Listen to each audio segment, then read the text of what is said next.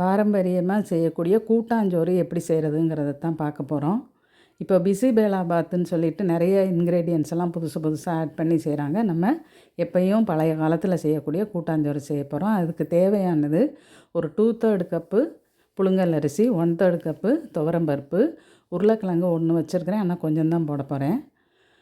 3 சின்ன கத்திரிக்காய், ஒரு தக்காளி, முருங்கைக்காய், கேரட், கோவக்காய், 3 பீன்ஸ். இது கூட அவரைக்காய் இருந்தால் நீங்கள் அதையும் சேர்த்துக்கலாம்.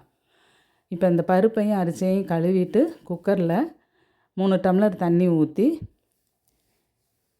கொஞ்சமாக மஞ்சள் தூள், கொஞ்சம் ஜீரகம், 2-3 பல் பூண்டு மட்டும் போட்டு நம்ம எப்பயும் சாதம் வேக வைக்கிற நேரத்துக்கு வேக வச்சு எடுத்து வச்சுக்கோங்க. இந்த காய்கறிகளெல்லாம் கட் பண்ணி இந்த மாதிரி எடுத்து வச்சுக்கோங்க. நாட்டு காய்கறி எது போட்டிங்கன்னாலும் இந்த சாதம் நல்லாயிருக்கும். நீங்கள் சாதத்துக்கு தகுந்த மாதிரி காய்கறிகளை கூட போட்டுக்கிட்டே போகலாம். இப்போ ஒரே ஒரு டீஸ்பூன் குழம்பு மல்லித்தூள், அதிகமாக போட்டுறாதீங்க, அப்புறம் சாம்பார் சாதம் மாதிரி ஆயிரும்.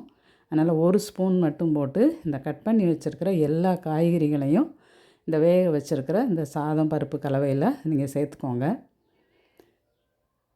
வாழைக்காய் கூட சேர்த்துக்கலாம். நீங்கள் எவ்வளோ அரிசி போடுறீங்களோ அதுக்கு தகுந்த மாதிரி காய்கறிகளோட நம்பர் வகைகளையும் நீங்கள் கூட்டிக்கிட்டே போகலாம்.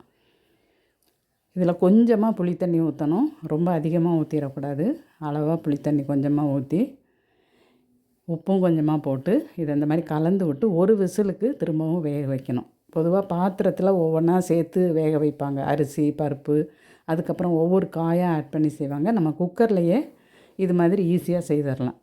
இந்த மாதிரி வெந்ததுக்கப்புறம் பார்த்திங்கன்னா இப்படி இருக்கும். இதில் கொஞ்சம் மல்லித்தழையை தூவி விட்டுக்கோங்க.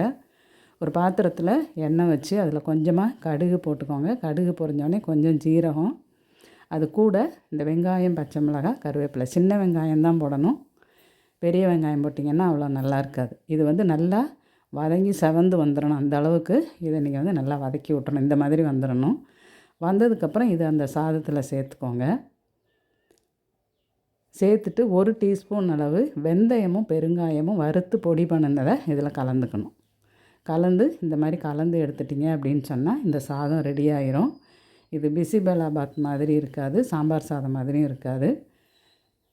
இது கூட நீங்கள் சாப்பிட்றதுக்கு அப்பளம், உருளைக்கிழங்கு வறுவல், ஒரு துவையல் இதெல்லாம் வச்சு சாப்பிடலாம்.